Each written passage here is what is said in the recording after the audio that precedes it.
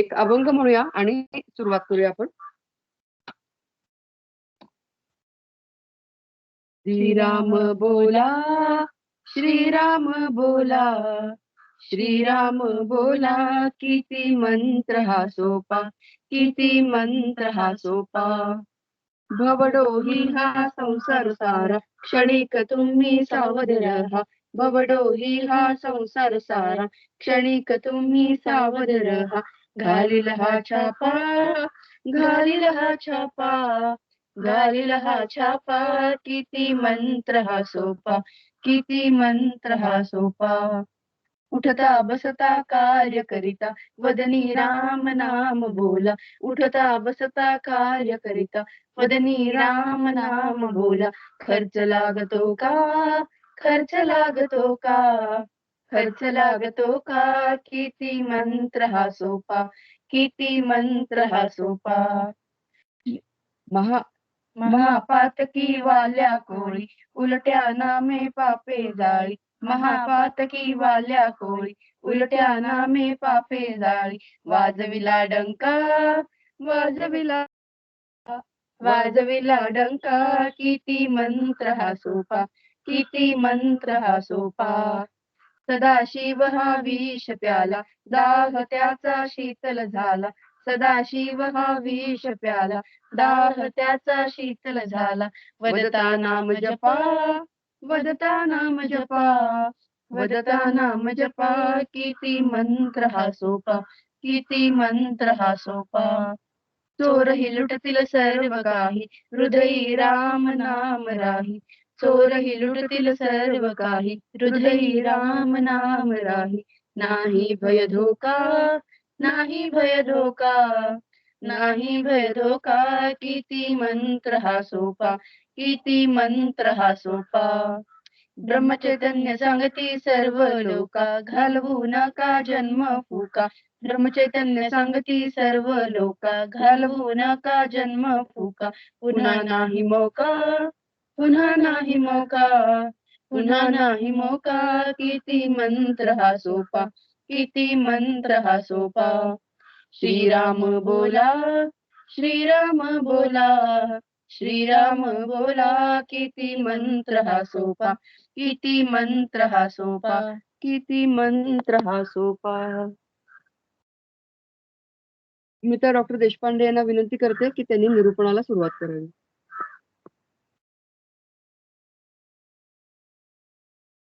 सर्वांना नमस्कार.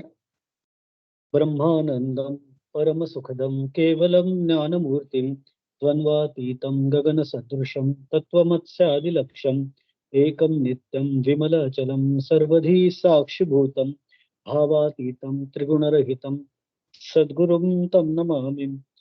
गुरुर्ब्रह्मा गुरुर्विष्णू गुरुर्देवो महेश्वरः गुरुः साक्षात् परब्रह्म तस्मै श्री गुरवे नमः. 14वा अध्यायाचा आपला अध्ययन चालू आहे. गुणत्रय विभाग योग नाम चतुर्दश अध्याय आणि त्याच्यामध्ये आपण 3 गुणांची महिमा ऐकतो आहोत, अभ्यासतो आहोत. मागील श्लोकामध्ये सांगितलं होतं भगवंतांनी की हे अर्जुना, सर्व देहाभिमानी पुरुषांना मोह पाडणारा तमोगुण अज्ञानापासून उत्पन्न झाला आहे असा समज तो या जीवात्म्याला प्रमाद, आळस आणि झोप यांनी बांधतो असं त्यांनी मागच्या श्लोकामध्ये सांगितलं होतं.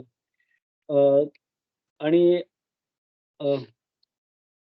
याच्यानंतर ते काय सांगतात ते आजच्या श्लोकात आपण पाहूया. 9वा श्लोक.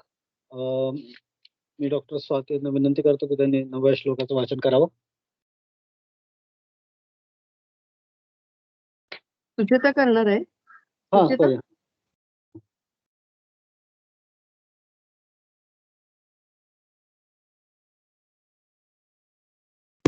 आणि 10वा तर केलं तरी चालेल. एकच सेकंद.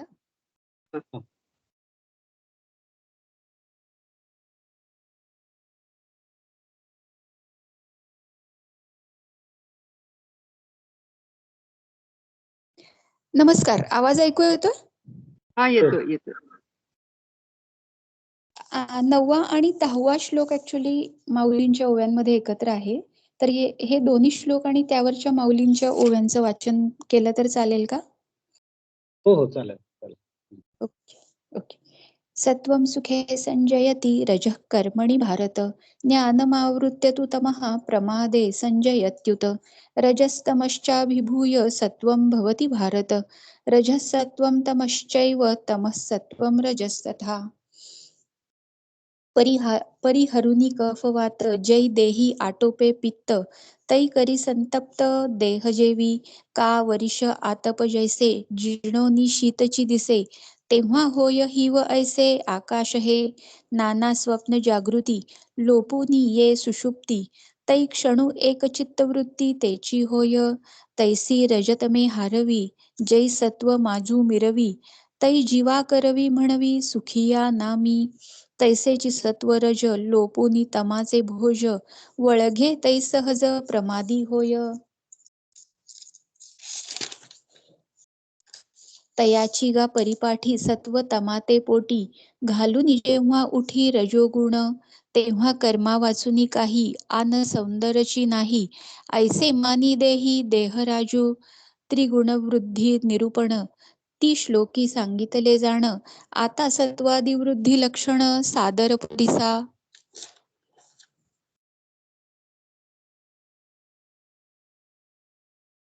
अ, भगवंत म्हणतात, "सत्वं सुखे संजयति रजः कर्मणि भारत ज्ञानमावृत्य तु तमः प्रमादे संजयत्युत."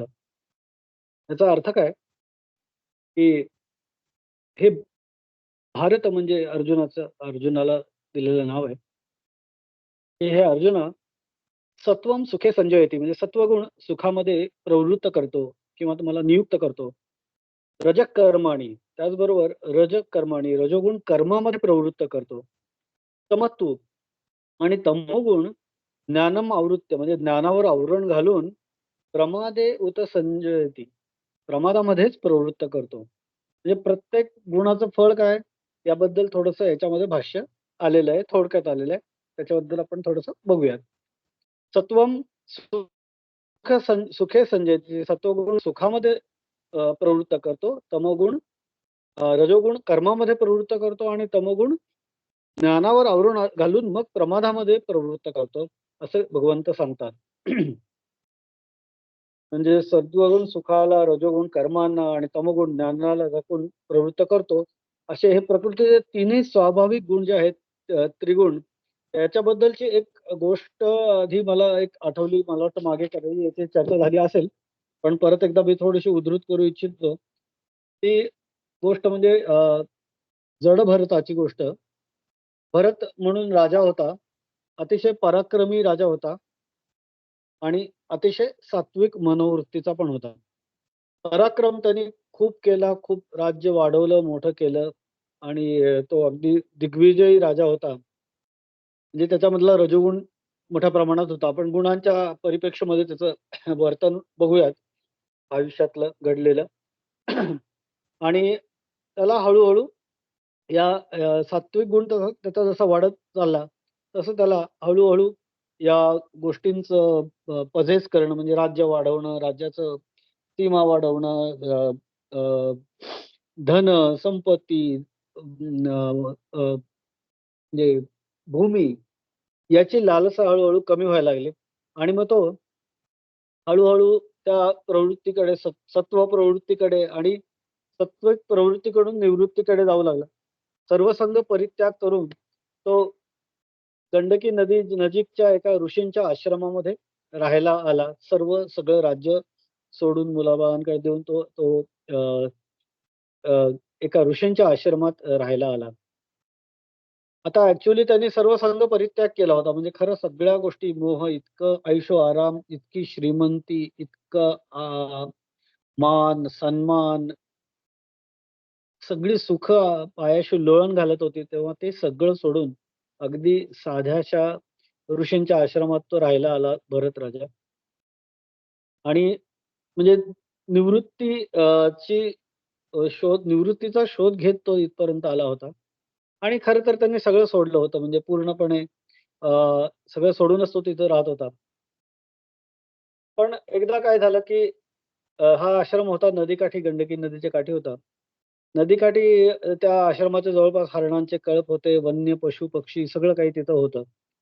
तर एकदा त्याने बघितलं, की नदीकाठी काही हरणांचा कळप चरतो. त्याच्यात एकदा अचानक एकीकडनं सिंह आला आणि सिंहाने झेप टाकल्यावर बाकीचे हरणं त्वरेने पळून निघून गेले. पण एक हरणी हळू चालत होती कारण ती गर्भिणी होती, ती प्रेग्नंट होती आणि सिंहाच्या झेपेवर ती घाबरून तिने नदीत उडी मारली, की दुसऱ्या काठाला जाऊया म्हणून. पण तिला ते जमलं नाही आणि नदीमध्येच तिच्या शावकाचा जन्म झाला आणि भयाने आणि आघाताने अ, हरिणी मात्र मृत पावली.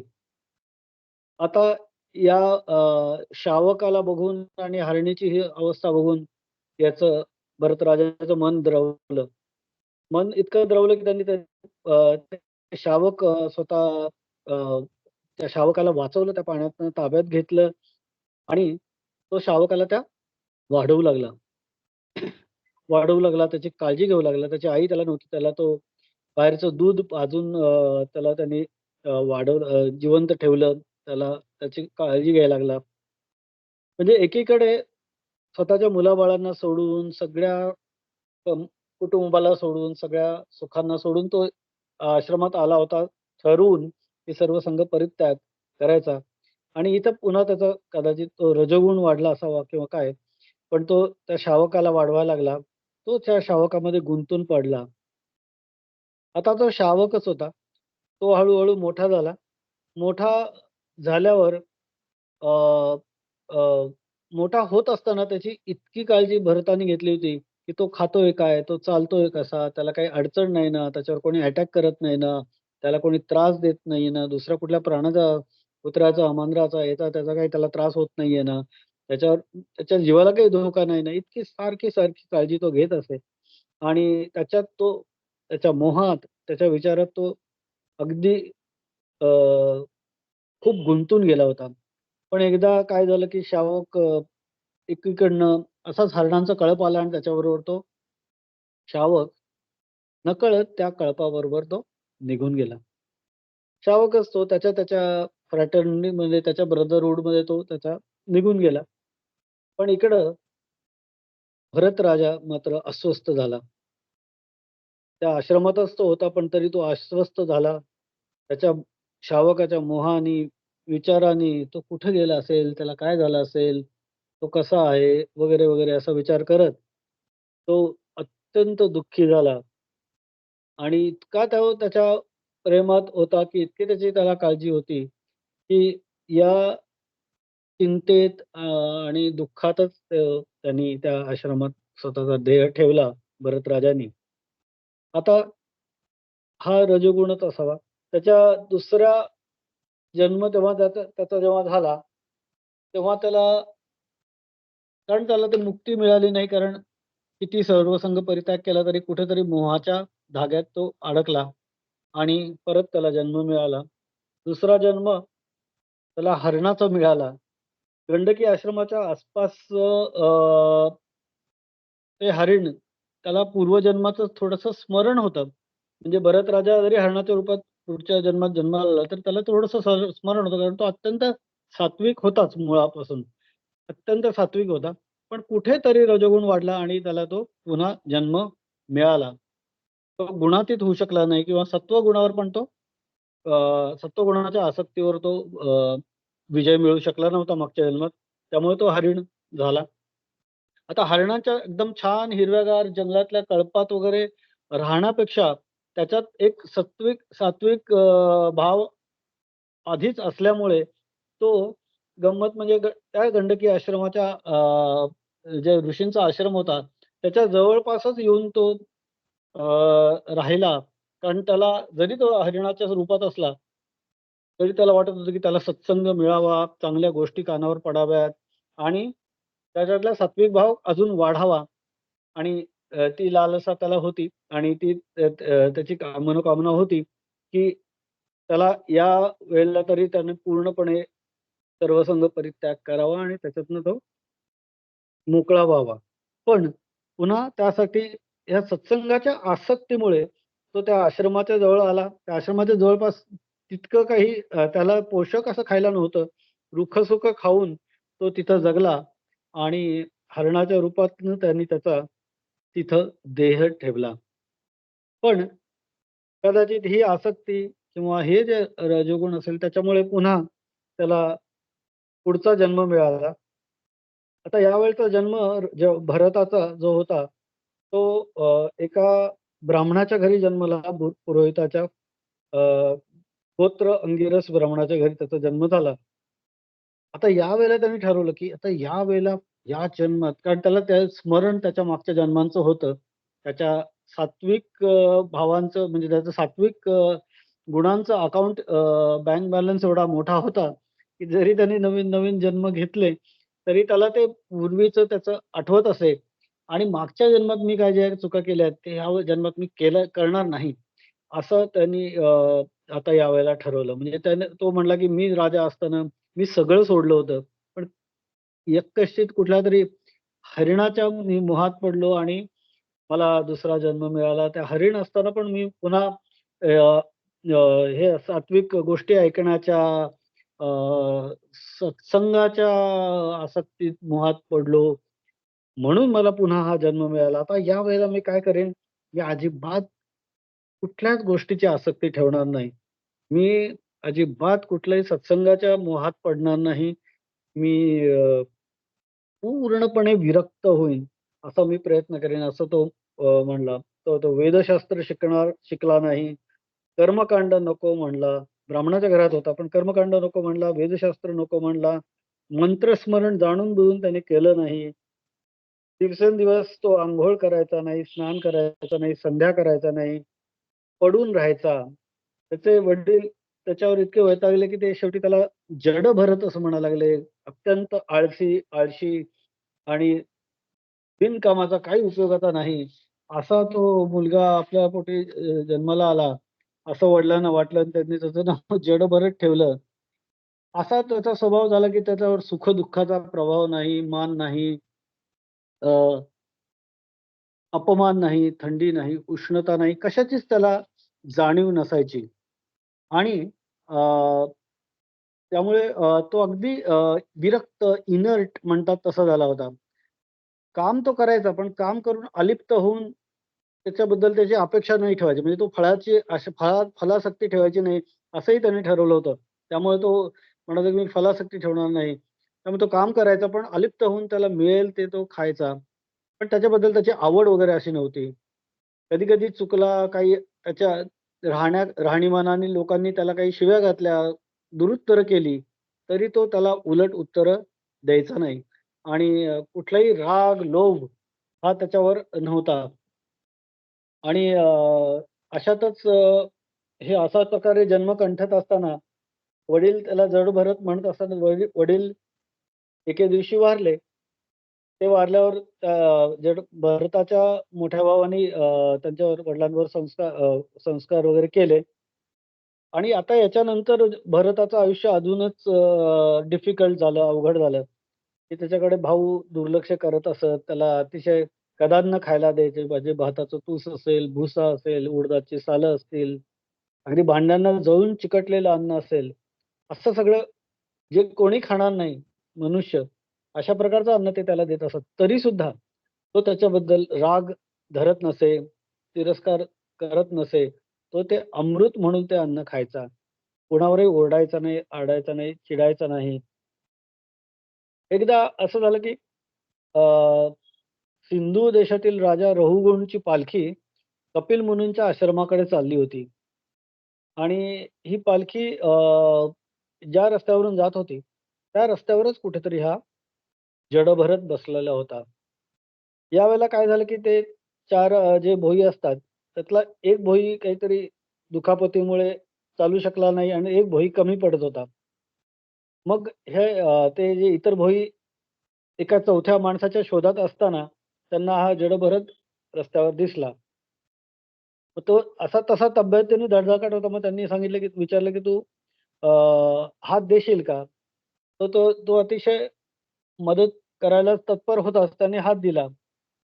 पण तो इतका सत्प्रवृत्तीचा होता, की तो चालताना पायाखाली एकही जीव मरू द्यायचा नाही, असा त्याचा कटाक्ष होता. आणि त्यामुळे तो चालताना असा वाकड्या-तिकड्या पावलांनी चालत होता. जे आपल्या पायाखाली मुंगी, मुंगळा, कुठला झाड, फुलांचं झाड, हे ते काही मरू नये, चिरडू नये, याची तो काळजी घेत होता. पण त्यामुळे त्याची पावलं वाकडे-तिकडे पडायची आणि ती जी पालखी जी होती राजाची, ते राजाला धक्के बसू लागले. राजाला धक्के बसल्यावर साहजिकच तो राजा चिडला आणि राजा त्याला ओरडू लागला, बोलू लागला, की "तुला चालता येत नाही का? धड तू कसा असा वागतोस? तुला कळत नाही का?" वगैरे, वगैरे, वगैरे असं तो बोलायला लागला. तेव्हा जड त्याला म्हणू लागला, की "अरे राजा, तू क्षणाचा राजा आहेस आणि मी एका क्षणाचा भोई आहे. तू उद्या राजा नसशील, मी उद्या भोई नशील. देहबुद्धी म्हणजे तू स्वतःला तुझ्या देहाला राजा समजतोस म्हणून तुला ते त्रास होतोय. तू पुढे पडतोयस, तुला धक्का लागतोय. पण अ, हे तुझ्या देहाला होतंय. तुझ्या आत्म्याला असं काहीच होत नाही. ॲक्चुअली हा राजा जो निघालेला असतो कपिल मुनींच्या आश्रमाकडे, तो सत्वज्ञान घ्यायला, चांगलं ज्ञान घ्यायला किंवा सत्संगासाठीच चाललेला असतो. आणि चालताना मात्र त्याच्यातले सगळे रजोगुण वगैरे ॲक्चुअली एक्झिस्टिंग असल्यामुळे तो जडभरताला शिव्या घालत असतो किंवा बोलत असतो. पण जडभरत जेव्हा असं बोलायला लागतो, तेव्हा राजा चमकतो, की हा काय बोलतोय? हा काहीतरी वेगळं बोलतोय. जडभरत त्याला म्हणतो, की "तुझ्या देहाला त्रास होतोय, पण तुझ्या आत्म्याविषयी तू कधी विचार केलास?" वगैरे, वगैरे तो बोलायला लागतो. तो म्हणतो, की "हा या जन्मी तू राजा आहेस, पुढच्या जन्मी तू असशीलच राजा असशीलच असं नाही. मागच्या जन्मी मी हरीण होतो, त्याच्या मागच्या जन्मी मी राजा होतो, या जन्मी मी ब्राह्मण आहे. पुढच्या जन्मी पुढचा जन्म मला कदाचित असेल, नसेल त्याची मला माहिती नाही. तुला या गोष्टीची माहिती आहे का? तू आत्ता या क्षणिक त्रासामुळे अ, अ, हे अ, अ, हे होतोयस, नर्व्हस होतोयस. हे काही बरोबर नाही किंवा मी जे करतो आहे, ते मी काही जीवांना वाचवायला करतो किंवा अशा प्रकारे त्यांनी तत्वज्ञान बोलता-बोलता एक भोई साधा व पालखी वाहणारा जेव्हा असं बोलू लागतो, तेव्हा राजाला जरा आश्चर्य वाटलं, की की हा माणूस जो आहे, हा काही सामान्य माणूस नाही आणि त्याला वाटलं, की हा काहीतरी वेगळं बोलतोय, हा जबरदस्त फिलॉसॉफी सांगतोय. राजा म्हटला, की "जरा पालखी थांबवा." खाली उतरला आणि राजा म्हणला, की राजांनी त्याचे पाय धरले, जडभरताचे आणि त्याला म्हणला, की "मला प्लीज तुम्ही जे सांगताय ते नीट समजावून सांगा.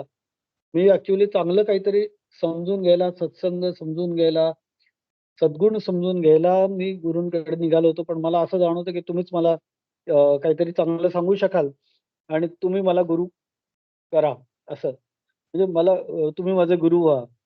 मग जडभरताने त्याला ज्या गोष्टी सांगितल्या त्या खूप प्रसिद्ध आहेत. त्या उपनिषदामध्ये त्याचं विस्तृत वर्णन आहे. खूप सुंदर, सुंदर वेगवेगळ्या प्रकारे जडभरताने त्याला आपलं तत्वज्ञान सांगितलं, ज्याच्यामध्ये षड्रिपूंचं आहे, 3 गुणांचं महत्त्व आहे, 3 गुणांच्या पलीकडे जाण्याचं महत्त्व आहे, ते कसं जायचं या सगळ्या गोष्टी जडभरतांनी त्या राजाला सांगितल्या. त्याला माया, मोह, सत्वगुण, त्यातील मोह, बद्ध जीव, मुक्त जीव हे सारं तत्वज्ञान जडभरताने राजाला सांगितलं.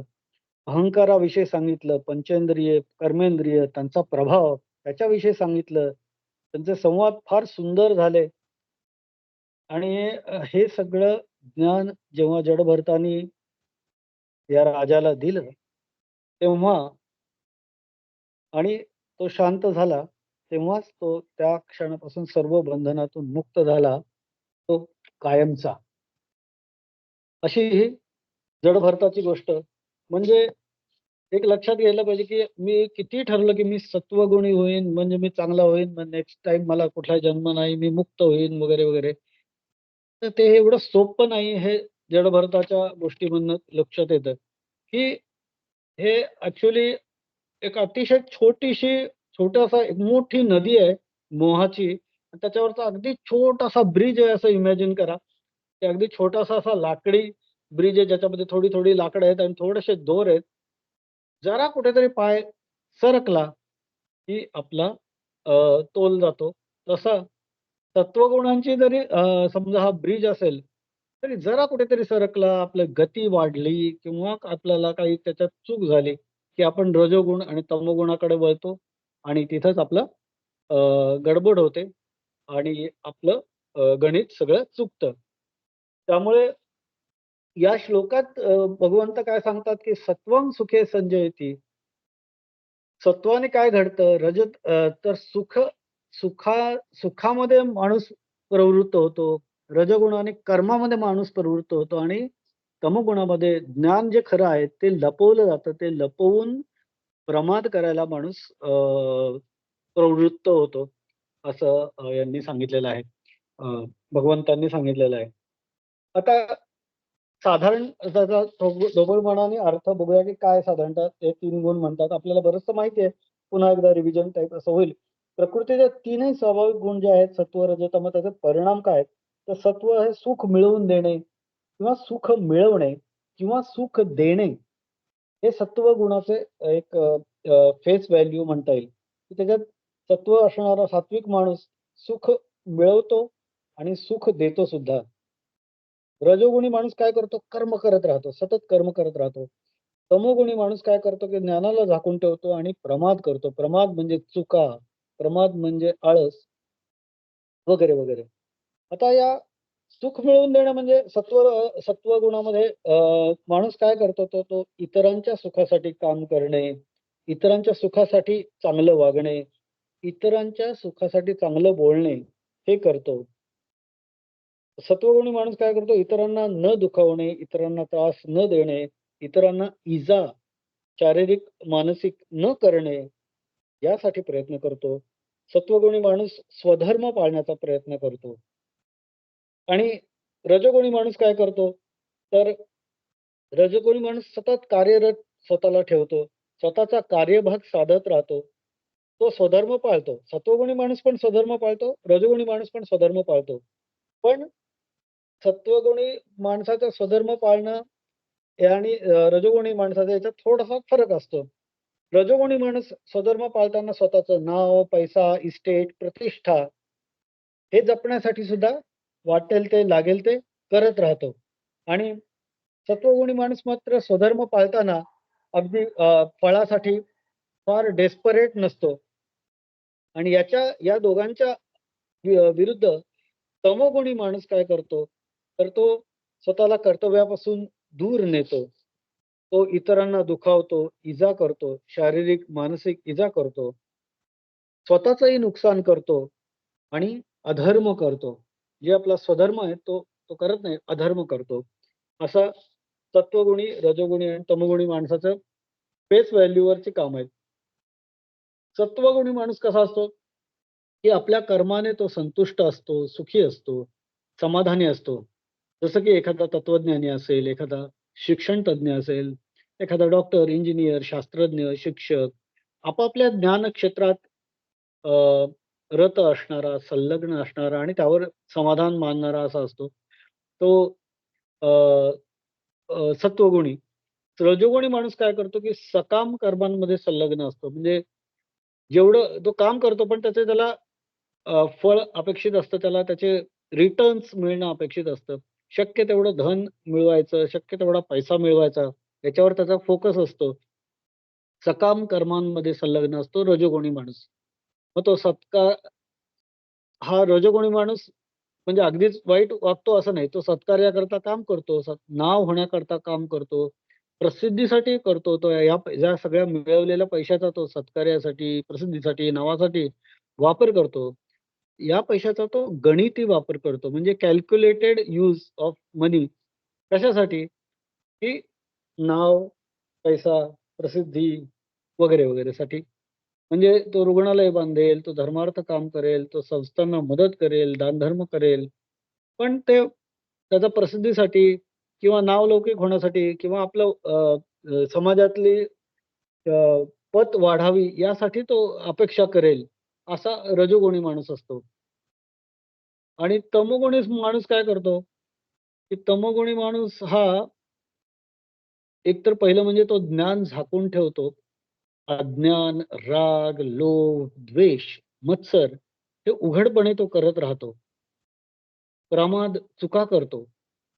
आळशी असतो, झोपून राहतो, स्वतःचे नुकसान करतो, दुसऱ्यालाही त्रास देतो, असा तो असतो. तमोगुणी व्यक्ती व्यसनी असतो. तो कोणाचंही भले होऊ न देणारा असतो. अगदी स्वतःचं सुद्धा भलं त्याच्यातनं होत नाही. कारण व्यसनी माणसाचं आयुष्याचं स्वतःचंच नुकसान होतं, त्याच्या कुटुंबाचं होतं, त्याच्या घरच्या पदारांचं, शेजाऱ्या-पाजारांचं सगळ्यांचंच होतं.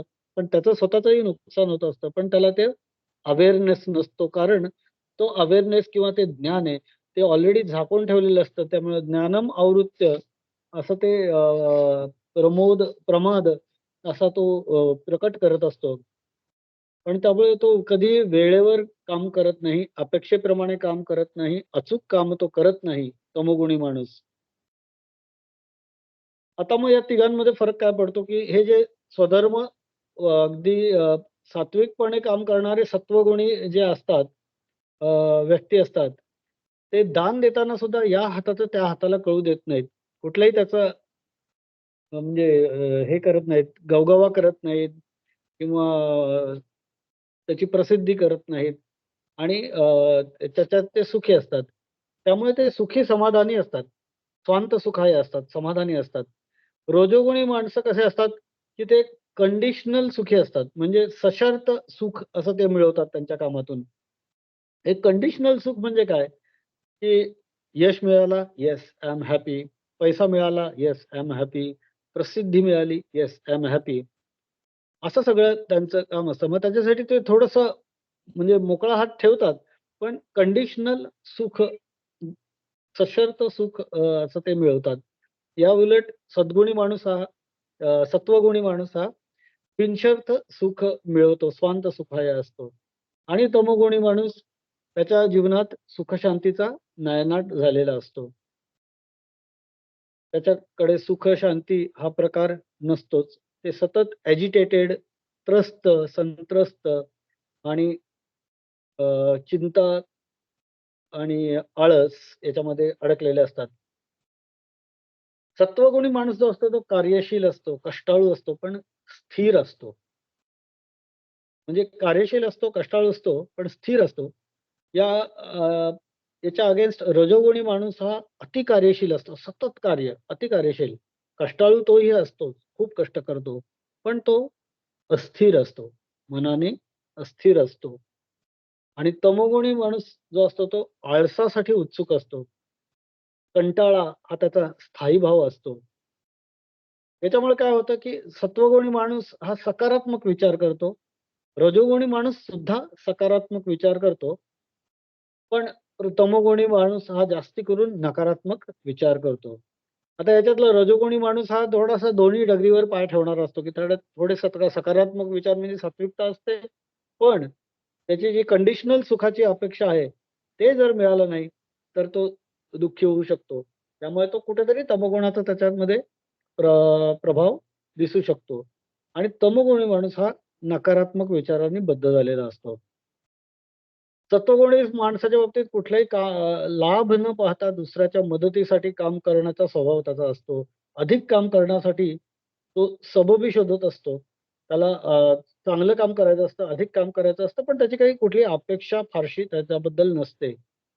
रजोगुणी माणसाचं कसं असतं, की कामाचे लाभ पाहून जास्त काम करण्यासाठी सबबी शोधत असतो. तो म्हणजे तो पण कामाला उत्सुक असतो.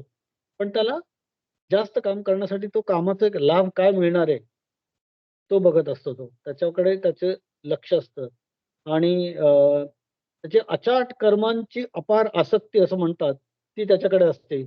लोभात्मक कर्मासक्ती रजोगुणी माणसाकडे असते. वासनांचं भूत त्याच्यामध्ये शिरलेलं असतं. त्याला सतत काहीतरी मिळवण्याची अपार इच्छा असते आणि तमोगुणी जो माणूस असतो त्याच्याकडे काम न करण्यासाठी तो सबबी शोधत असतो. त्याला काम न करण्याची अपार इच्छा असते आणि अकर्मांची अपार आसक्ती म्हणता येईल किंवा कामच न करण्याची त्याच्याकडे हे असते, प्रवृत्ती असते. त्यामुळे सत्वगुणी माणूस जो असतो तो वृद्धापकाळी कुटुंबासाठी झटतो, समाजासाठी झटतो, पण त्याच्याकडनं काही कुटुंबाकडनं किंवा समाजाकडनं अमुक गोष्टीची अपेक्षा करत बसत नाही. पण तो समाजासाठी काम करत राहतो, समाजाला ज्ञान देत राहतो, कुटुंबाला मदत करत राहतो, कुटुंबाला आधार बनत राहतो. पण त्या कुटुंबाकडनं किंवा त्या समाजाकडनं रिटर्नमध्ये तो फारसं काही अपेक्षा करत नाही. असं सत्वगुणी व्यक्ती असतो.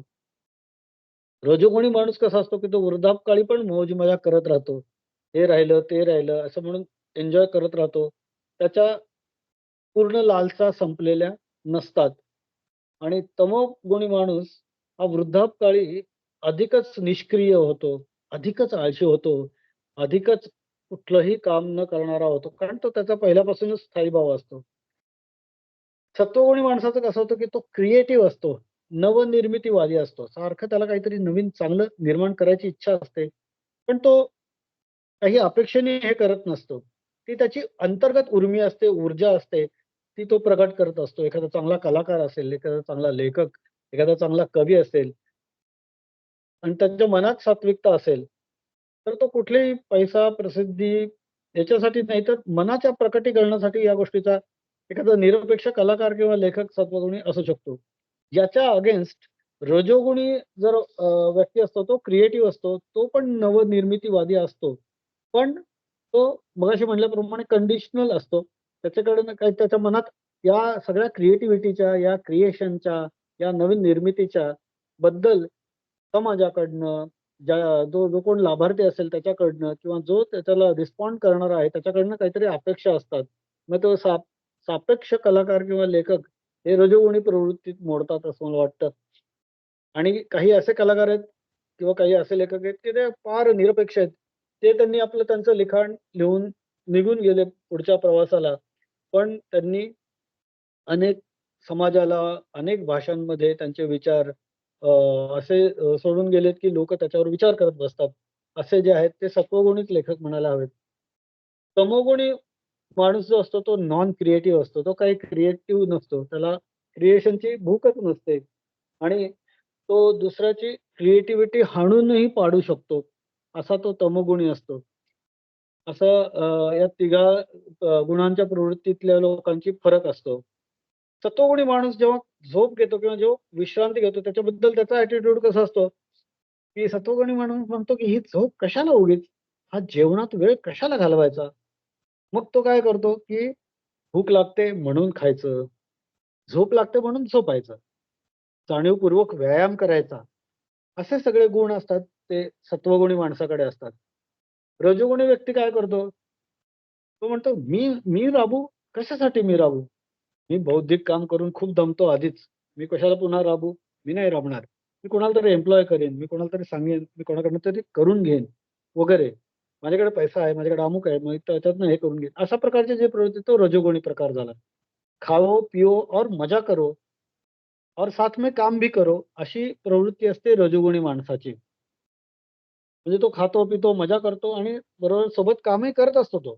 पण त्याला एक प्रकारचा अहंकार असतो किंवा हे असतं, की नाही हे म्हणजे अमुक गोष्ट मी कशाला करू? मला त्याचा काही फायदा असेल तरच मी ती करणार.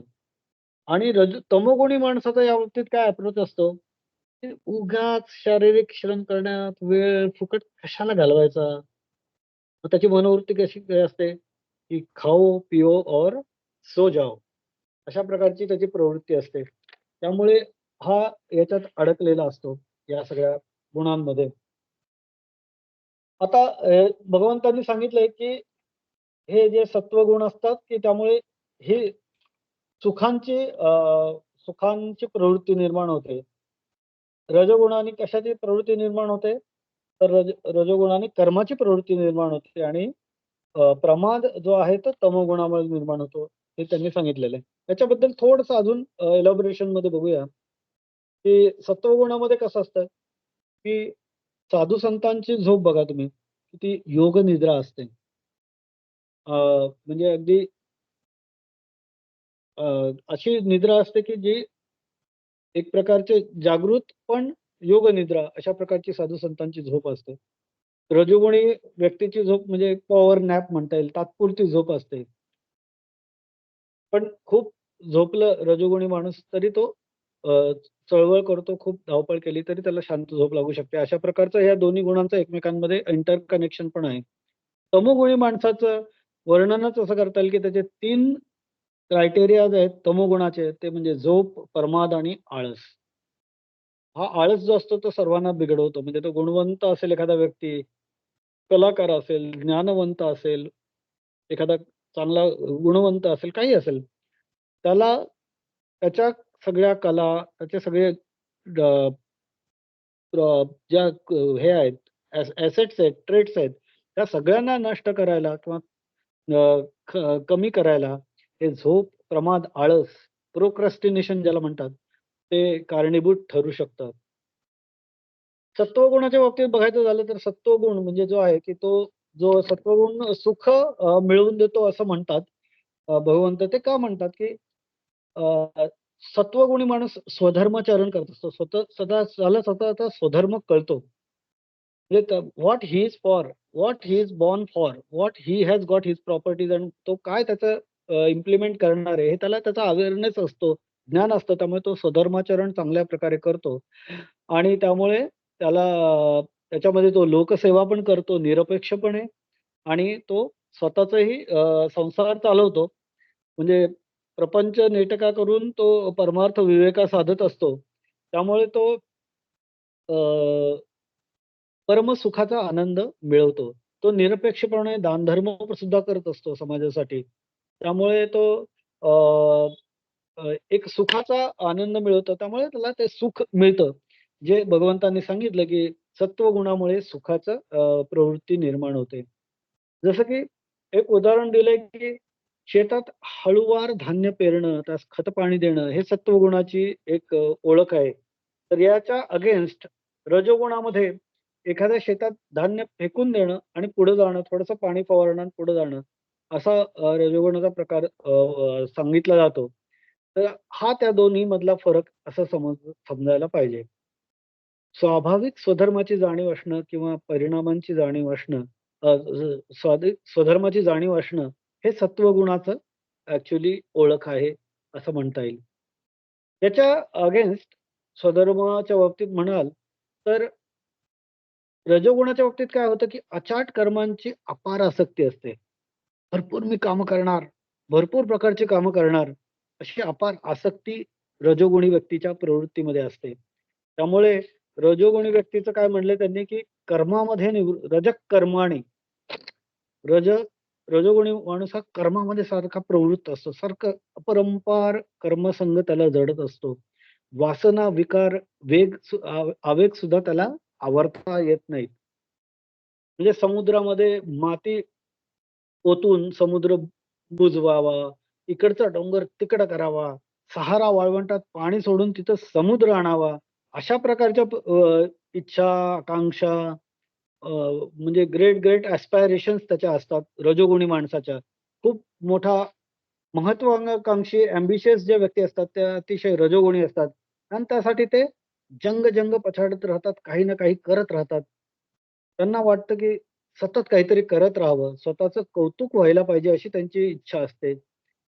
म्हणजे एखादा पैलवान असतो त्याला इतकी खुमखुमी असते, की तो समोर एखादा ते वाळूचं जे गड्डा असतो, त्याला तर बुक्क्या मारतोच, पण त्याला अगदी खुमखुमी आली, तर तो भिंतीला तडाखे देतो, झाडं उपटून टाकतो. अशी ती रजोगुणाची उसळी असते. ही रजोगुणाची उसळी अशा प्रकारचा जो वर्तनाचा प्रभाव आहे, तो सत्वगुणाच्या व्यक्तीच्यामध्ये दिसत नाही आणि तो तमोगुणाच्या व्यक्तीमध्ये दिसत नाही. हा सत्वगुणाच्या ह्याच्यामध्ये दिसतो. ते म्हणजे अचाट कर्मांची अपार आसक्ती. याच्या अगेन्स्ट अ, अ, हे जे आहे तमोगुणी व्यक्ती जो आहे, तो अत्यंत आळसावलेला असतो.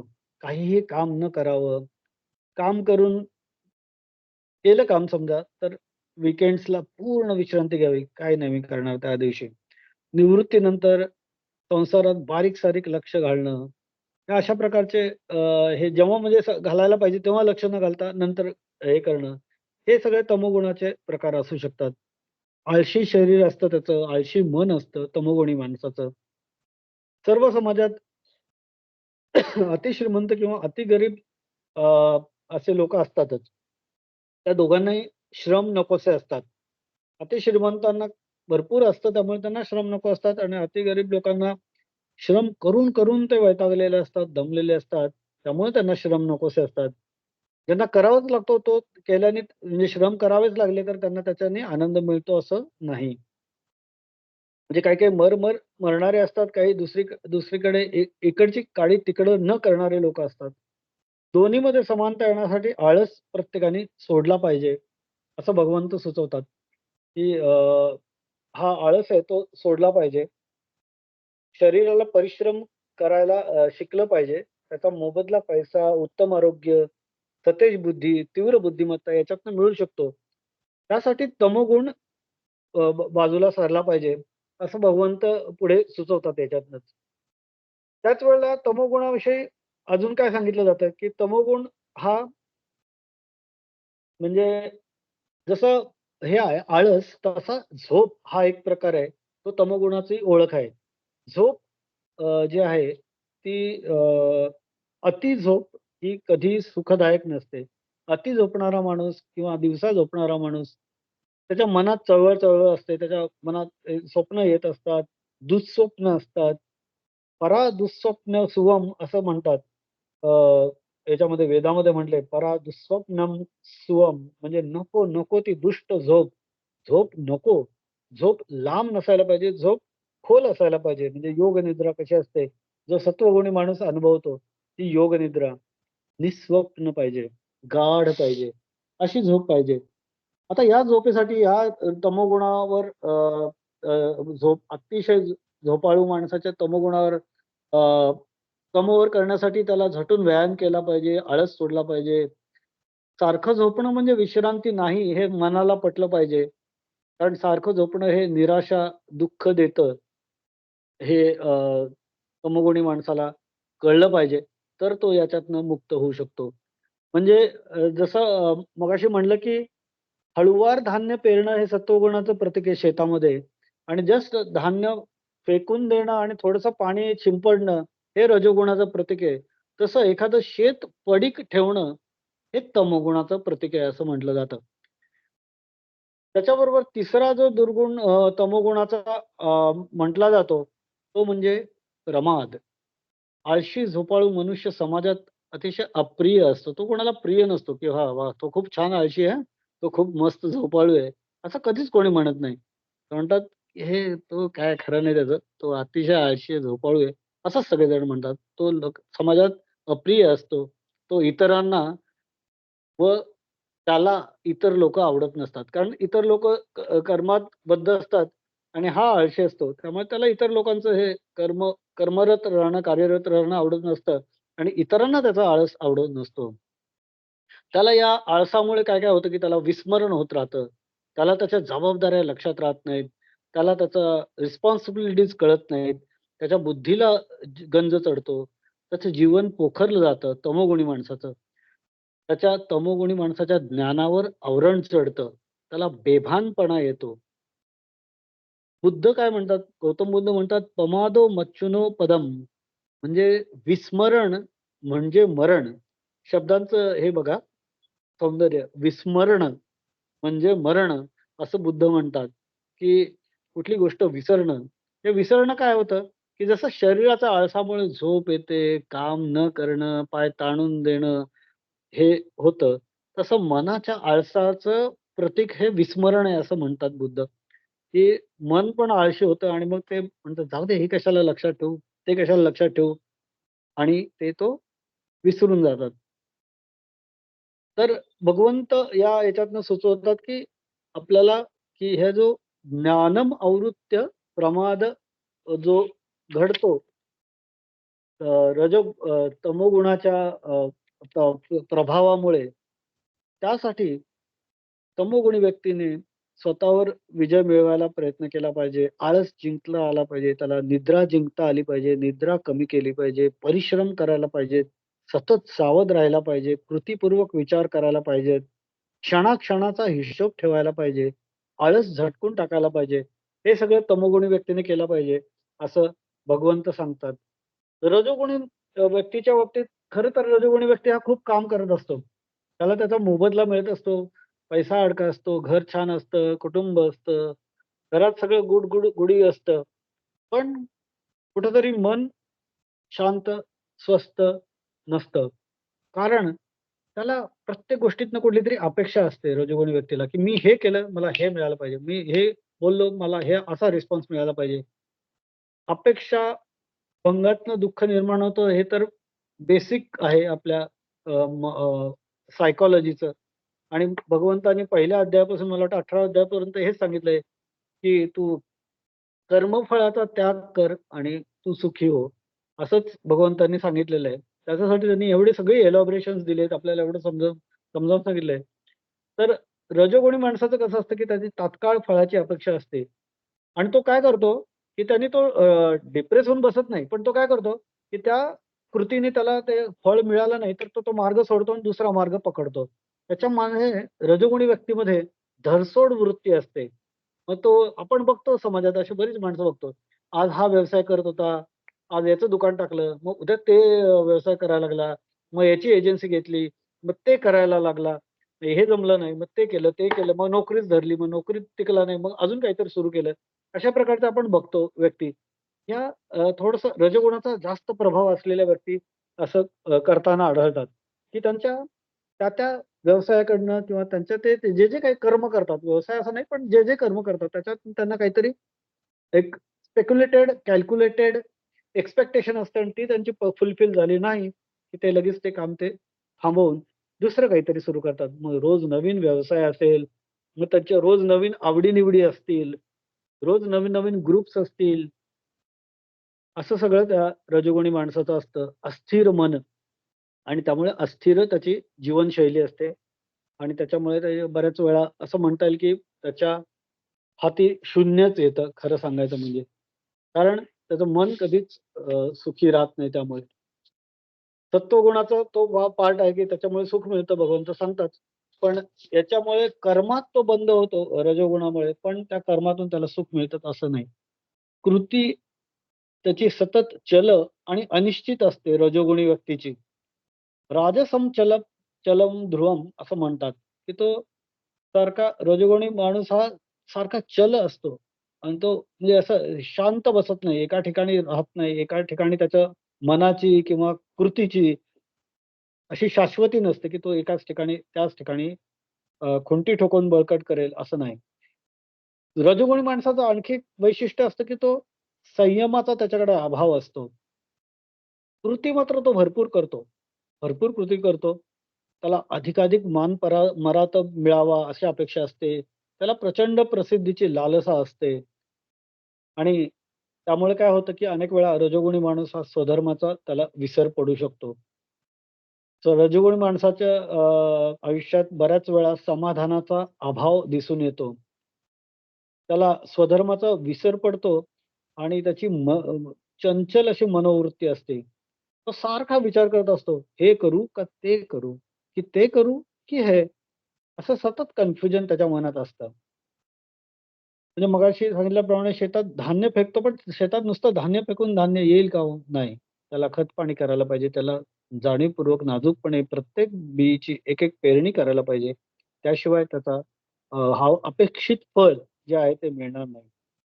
त्यामुळे बऱ्याच वेळा रजोगुणी माणसाचं काय होतं, की त्याच्याकडे जे असलेल्या ॲबिलिटीजमध्ये त्याला नक्की त्याचा स्वधर्म कोणता, हेच त्याला कळत नसतं आणि त्यामुळे तो गोंधळलेला असतो. असा हा सत्वगुणी आणि रजोगुणी माणसात हा फरक आहे, की दोघंही काम करतात, पण एक फळ काहीच करत नाही, आळशी असतो. आता हे सगळं झालं तमोगुणी आणि रजोगुणी व्यक्तीचं गुण वैशिष्ट्यांचं वर्णन. म्हणजे भगवंताने सांगितलं, की ज्ञान झाकून गेल्यामुळे तमोगुणी माणूस असा सगळा वागत असतो. तो झोप, प्रमाद, आळस याच्यामध्ये लिप्त झालेला असतो. आणि रजोगुण माणूस अ, र र रजोगुणामुळे तो कर्मामध्ये बद्ध असतो. मग ते कर्म कसे असतात, की ती सापेक्ष कर्म असतात किंवा अचाट कर्मांची त्यांना अपार आसक्ती असते. म्हणजे टॅगलाईन समजायची झाली रजोगुणाची, तर प्रचंड काम करणे, अपार आसक्तीने काम करणे, हे रजोगुणी व्यक्तीचं प्रवृत्तीचं वैशिष्ट्य दिसून येतं. आणि अ, सत्वगुण म्हणजे पण फार अगदी सोज्वळ असं नाही. सत्वगुण या दोघांच्या मानाने खूप सोज्वळ आहे. पण यात सत्वगुणाचे पण साइड इफेक्ट्स काय आहेत? 2 साइड इफेक्ट्स सत्वगुणाचे सांगितले जातात. एक म्हणजे अभिमान आणि दुसरा म्हणजे आसक्ती. आता याच्यात आसक्ती कुठून आली? त्याचा आपण विचार करू. आधी अभिमानाविषयी बघू, की सत्वगुणातनी अभिमान कसा निर्माण होतो? की काय होतं, की सत्वगुणाने बऱ्याच वेळा अभिमान निर्माण झाला, की शुद्ध सत्वापासून ते आपल्याला दूर नेतं. अहंकार अ, नकळत निर्माण होतो, की चांगल्या कामांचा म्हणजे त्याचे पूर्ण परिणाम त्यामुळे मिळू शकत नाहीत. का होतो हा अहंकार? की येस, मी अमुक समाजासाठी अमुक गोष्ट करतो. मी अमुक व्यक्तीसाठी अमुक मदत केली. मी इतकी देवाची पूजा करतो. मी इतका शिवाचा भक्त आहे. मी इतका कृष्णाचा भक्त आहे. मी एवढे 16 सोमवार करतो. व्हॉटएव्हर जे काही प्रत्येकाचे काही-काही असतील. ते दान धर्माचे असतील, ते स्वधर्माचरणाचे असतील किंवा मी इतकी प्रॅक्टिस करतो किंवा मी इतकं जे काय असेल त्याची सेवा करतो. याचा नकळत जन्मणारा जो अहंकार आहे, अभिमान आहे, तो त्याची जी चांगली फळं जे जरी त्या गोष्टीतनं त्याला फायदा अपेक्षित नसेल किंवा अगदी मोठे-मोठे काही-काही उदाहरणं बघतो आपण, की बरेच चांगले-चांगले मोठे-मोठे सोशल वर्कर्स आहेत. पण कुठेतरी एक 1% 10% त्यांच्यामध्येही नकळत अहंकार निर्माण होतो. क्वचित कधीतरी त्या अहंकारामुळे त्यांचं ते काम अफेक्ट होतं. तर हा एक साइड इफेक्ट सत्वगुणाचा पण सांगितला जातो, की मग मी हे करतो बरं का, मी असा वागतो. मी अजिबात रागवत नाही. मला कोणाचाही राग येत नाही. मी कोणावर बोलत नाही. वगैरे, वगैरे. याचा सुद्धा एक नकळत अभिमान मानला जातो. आसक्ती म्हणजे काय, की सारखं मी चांगलं करणार हां, मी चांगलं वागणार, मी चांगलंच काम करणार. हा जर करत चांगलं काम करत राहण्याचा दुराग्रह आहे. हा सुद्धा त्याला सत्वगुणी माणसाला गुंतून ठेवू शकतो. जडभरतासारखं की चांगलं ऐकूया, चांगलं बोलूया, सत्संग करूया, याच्यामध्ये अडकून पडणं किंवा त्या हरणीच्या पाडसामध्ये अडकून पडणं. अ, हे जे आहे ते सत्वगुणातली आसक्ती असं उदाहरण देता येईल त्याचं, की त्यामुळे हे पूर्ण त्याचा जो इफेक्ट आहे अपेक्षित सत्वगुणाचा तो पूर्ण मिळू शकत नाही. त्यामुळे सत्वगुणाच्या या साइड इफेक्ट्स पासून पण माणसाने स्वतःला वाचवतं वाचवायचा प्रयत्न केला पाहिजे. एक उदाहरण दिलं जातं कंदिलाचं, की म्हणजे आतली जे कंदील जो असतो त्याच्या काचेचा त्याला काच असते आणि आतमध्ये ज्योत असते. ती ज्योत समजा स्व स्व स्वस्थ होण्याची किंवा स्वज्ञानाची किंवा आत्मज्ञानाची ज्योत आहे किंवा असं म्हणता येईल. पण त्या काचेला आतून काजळी लागलेली असते तमोगुणाची आणि बाहेरून धूळ लागलेली असते रजोगुणाची. तर आपण अगदी जाणीवपूर्वक ठरवून ती काजळी आतली स्वच्छ केली तमोगुणाची आणि बाहेरून धूळ स्वच्छ केली रजोगुणाची. तर मग आता हे काच जी आहे ती सत्वगुणाची आहे आणि आतमध्ये जे आहे ती ज्योत आहे ती ज्ञानाची, आत्मज्ञानाची आहे. तर या काचेच्या प्रोटेक्शनमुळे ती आपल्या डोळ्यात फार शिरत नाही अगदी. त्याचा आपल्याला लाभ मिळतो त्या प्रकाशाचा, आत्मज्ञानाचा. आणि ती आपल्याला आत्मज्ञानाचा प्रकाश असं डायरेक्ट मिळवावा म्हणून आपण ती काही सत्वगुणाची काच फोडून टाकत नाही. तर आपण तो प्रकाश फाकण्यासाठी त्या काचेचा उपयोग करून घ्यायचा सत्वगुणाचा. ती काच न फोडता डोळे दिव्य प्रभावाने दिपून जाऊ नयेत असा प्रयत्न करायचा. म्हणून एक लहानसा कागदाचा तुकडा त्याच्या आड धरला जातो. कंदील कधी कोणी पाहिलं असेल तर कधी कंदिलाचं प्रतिमा डोळ्यासमोर आणा. लहानसा कागदाचा तुकडा आतमध्ये धरला जातो. जेणेकरून तो प्रकाश तर मिळेल आणि ते प्रकाश आवश्यक आहे अंधकारापासून दूर करण्यासाठी. पण त्या प्रकाशाचा प्रभावाने फक्त डोळे दिपून जाऊ नयेत, असा प्रयत्न करण्यासाठी या 3 म्हणजे 2 गुणांचा त्याग आणि तिसऱ्या या सत्वगुणाचा अशा प्रकारे लाभ करून घेणं किंवा सत्वगुण जिंकणं, रजोगुण जिंकण्यासाठी काय करायचं ते आपण बघितलं, तमोगुण जिंकण्यासाठी काय करायचं ते बघितलं. तसं सत्वगुण जिंकण्यासाठी या अशा प्रकारे मनाला घडवायला पाहिजे. म्हणजे काय करायला पाहिजे, की आपला अहंकार अ, सोडला पाहिजे. अहंकार सोडला पाहिजे, निरहंकारी व्हायला पाहिजे. सत्वगुण स्थिर करण्यासाठी तो स्वभावच करायला पाहिजे. विनोबा भावे यांनी सांगितलंय, की हा तुमचा जर स्वभाव झाला ना सत्वगुणी, मी समजा वर्षातनं एकदा मी कुठेतरी गोंदवल्याला जाऊन 5,000 रुपये दान देतो.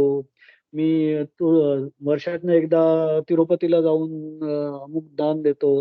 असं जर एक आलं तर तो रजोगुण किंवा सत्वगुण प्रभावी जरी असला, तरी तो कुठेतरी अहंकाराने लिप्त होऊ शकेल. पण जी कृती आहे ती अशी स्वाभाविक कृती म्हणून जर सातत्याने घडत असेल, चांगली कृती, तर तो सत्वगुण बाधत नाही. त्या सत्वगुणाला आपल्याला जिंकता येतं. त्याच्यासाठी विनोबाबांनी उदाहरण एक काही छान दिलीत उदाहरणं, की ते म्हणतात, की माणूस श्वास घेतो, तेव्हा तो म्हणतो का हो, "आज मी श्वास घेतला बरं का. आता मी जस्ट श्वास घेऊन आलोय. मी आज दीर्घ श्वास घेतला" वगैरे असं सांगत नाही. कारण श्वास हा त्याचा स्थायी भाव आहे. झोप रोजच माणूस घेतो. मी काल झोपलो होतो काल रात्री, असं कोणीच कुणाला सांगत नाही. कारण तो स्थायी भाव आहे.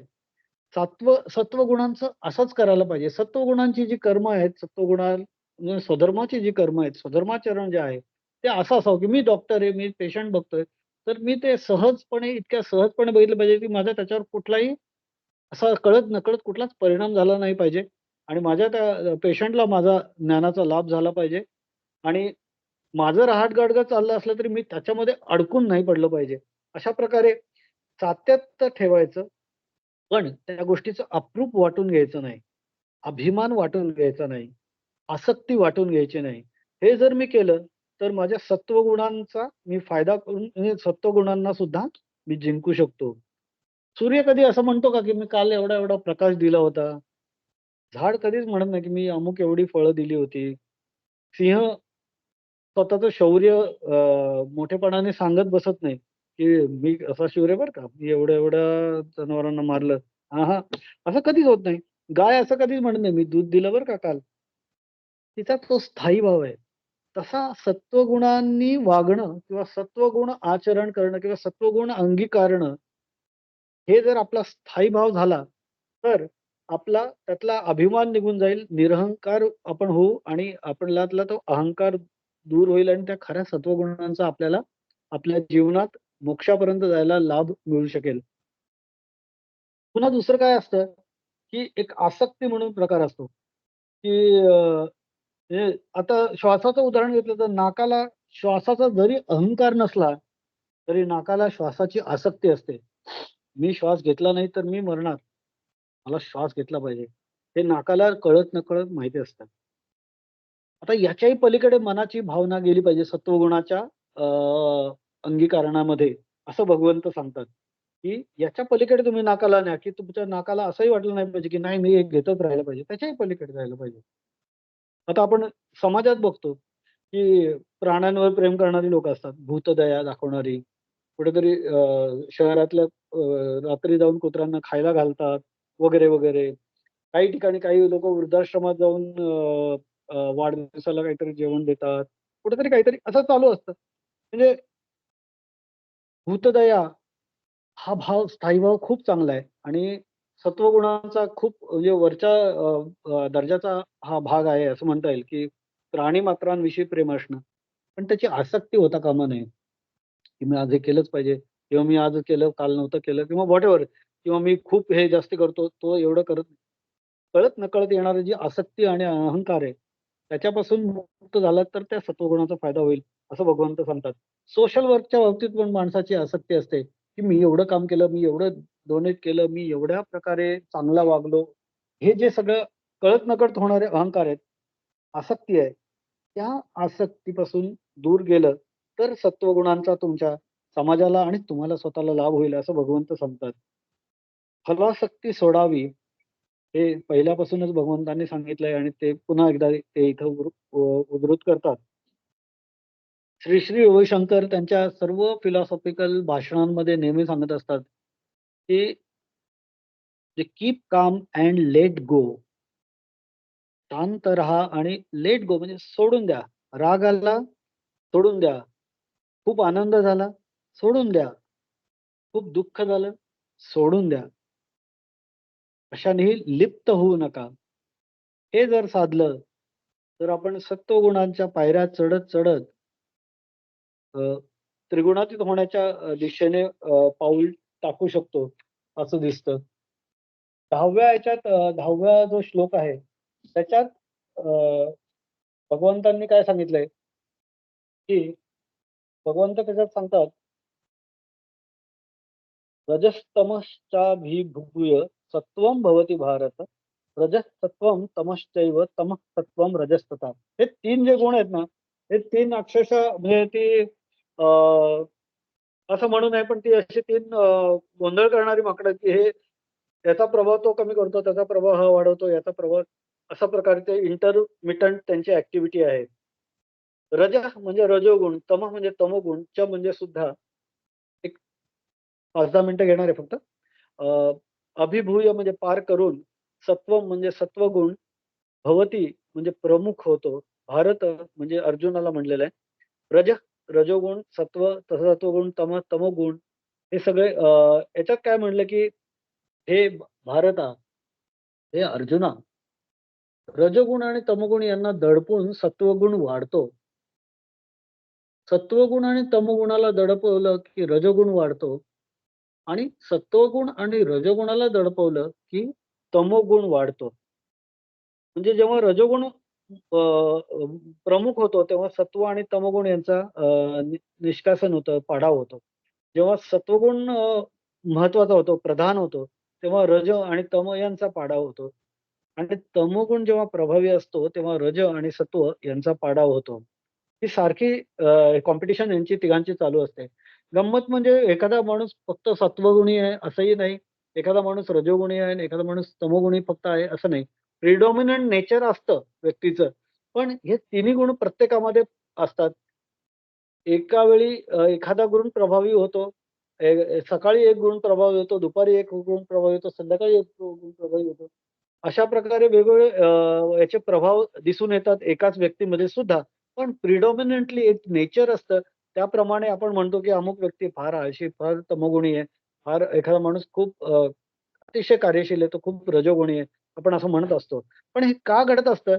तर त्याच्यामध्ये त्याचा फॉर्म्युला इनर सिक्रेट भगवंत सांगतात, की रजोगुण जेव्हा प्रमुख होतो, तेव्हा त्याचा सत्वगुण आणि तमोगुण थोडासा कमी पडत असतो.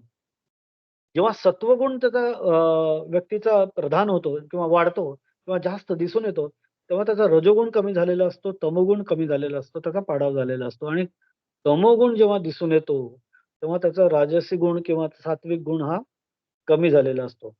म्हणून ज्याला खरोखर स्वतःची उन्नती करायची आहे, त्रिगुणातीत व्हायचंय किंवा त्रिगुणांच्या पलीकडे जायचंय आणि मोक्षाची प्राप्ती करायची आहे, तर त्यासाठी काय करायला पाहिजे, की या प्रत्येक गोष्टीची जाणीव व्हायला पाहिजे, की मी एकदा चिडलो, तर मला जाणवलं पाहिजे, अरे माझा तमोगुण वाढलाय हां. मी खूप झोपलो, खूप आळस केला, कंटाळा केला एखाद्या चांगल्या कामाचा, चांगल्या गोष्टीचा, तर मला कळलं पाहिजे माझा तमोगुण वाढलाय बरं का. हे सगळं मला अवेअरनेस आला पाहिजे, ज्ञान आलं पाहिजे. ज्ञानम आवृत्य तमोगुण प्रमाद विकसित होतो हे भगवंतांनी 9व्या श्लोकात सांगितलंच आहे. त्याच्याच पुढची ही स्टेप आहे. विशिष्ट गुणांचं प्रामुख्य हे व्यवहारामध्ये, कार्यामध्ये, खाण्यापिण्यात इत्यादी सर्व गोष्टींमध्ये दिसून येतं. जर मनुष्याची इच्छा असेल, तर अभ्यासाने तो रजोगुण आणि तमोगुण हे डेलिबरेटली ठरवून कमी करू शकतो आणि सत्वगुणाची वृद्धी करू शकतो. ती कशी? याबद्दल आपण थोडीशी चर्चा आता केलीच. त्याप्रमाणे रजोगुणाची वृद्धी केली तर सत्व आणि तम याचा पाडाव होऊ शकतो किंवा तमोगुणाची वृद्धी जर झाली, तर सत्व आणि रजोगुण यांचा पराजय होऊ शकतो. हे प्रकृतीचे 3 गुण असले, तरी मनुष्यानी जर निश्चय केला, त्यांनी जर ठरवलं, डिटर्मिनेशन केलं, तर सत्वगुणाचा कृपालाभ त्याला मिळू शकतो. सत्वगुणाचा लाभ घेताना मगाशी सांगितल्याप्रमाणे अहंकार आणि आसक्ती त्यांनी टाळली, तर हे त्याला नक्कीच मिळू शकतं आणि या सत्वगुणाच्याही पलीकडे जाऊन विशुद्ध सत्वगुण म्हणजे गुणातीत अवस्था मिळवणं, त्याला वसुधैव अवस्था असं म्हणतात. ती मिळवणं हे प्रत्येक मनुष्याचं एक ध्येय असायला पाहिजे. स्वधर्म पालनातला सगळ्यात पुढचा भाग तो असायला हवा. ती त्याची अपेक्षा असायला हवी, असं भगवंत सांगतात.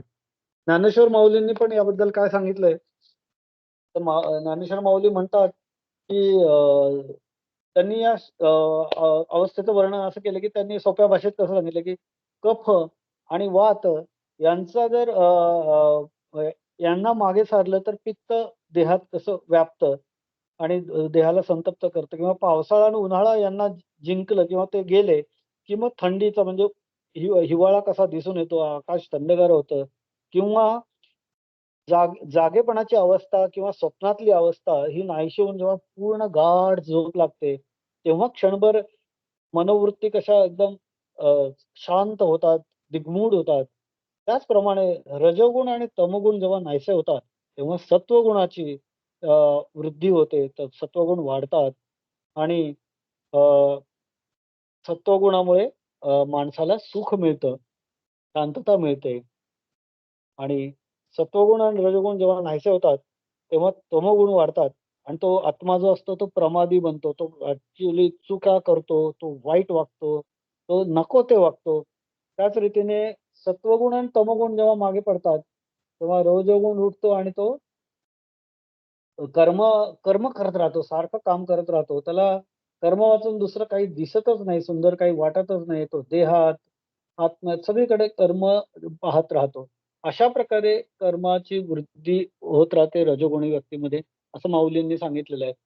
तर एकंदर याचा परिपाक म्हणायचा झाला तर मनोभावांचं एक थोडंसं उद्धृत शेवटी करून मी सांगेन, की ज्ञानोबा म्हणले, की हे सगळे डिटेल किंवा आपण या सगळ्याचं आता हे केलंय, चर्चा केली, की रजोगुणाच्या जो दुष्परिणाम आहेत, म्हणजे रजोगुण वाईट आहे असं नाही, पण जो अस्थिरता आहे किंवा अतिशय चलपणा आहे, अनिश्चितता आहे किंवा अचाट कर्माची अपार आसक्ती आहे, याच्यावर प्रभाव मिळवला पाहिजे, आपला विजय मिळवला पाहिजे.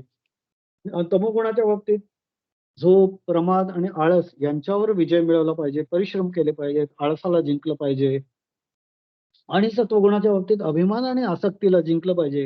हे जे आपण सांगितलं, हे कसं साध्य करायचं? It is not that easy. मग त्याबद्दल असं सांगितलं जातं, की अ, जर भगवंताचं अधिष्ठान प्रत्येक गोष्टीत मानलं, प्रत्येक आपलं काम भगवंताला अर्पण केलं, प्रत्येक कामाचं आपलं फळ भगवंतालाच अर्पण केलं आणि अ, कुठल्याही कामाच्या बंधनात आसक्त होऊन त्या कामाच्या फळाची ठरवून अपेक्षा केली नाही, तर माणूस त्रिगुणातीत होऊ शकतो.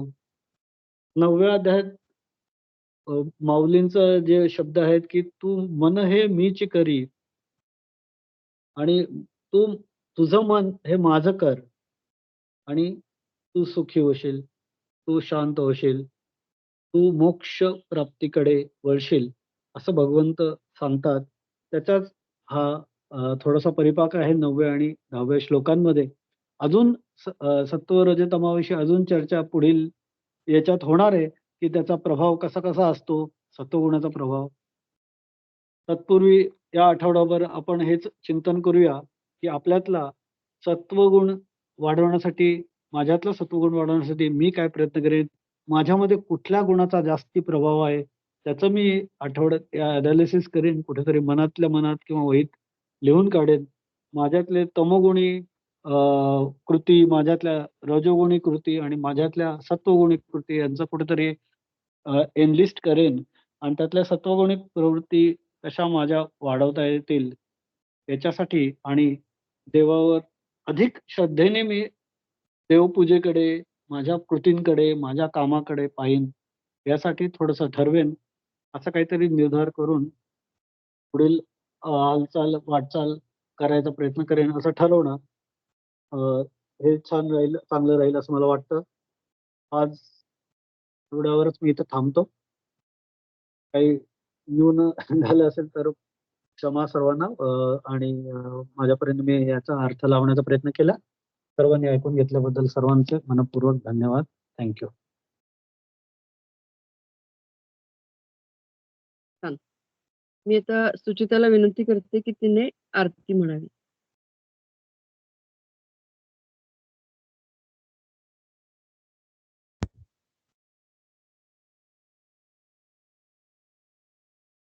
सुचिता?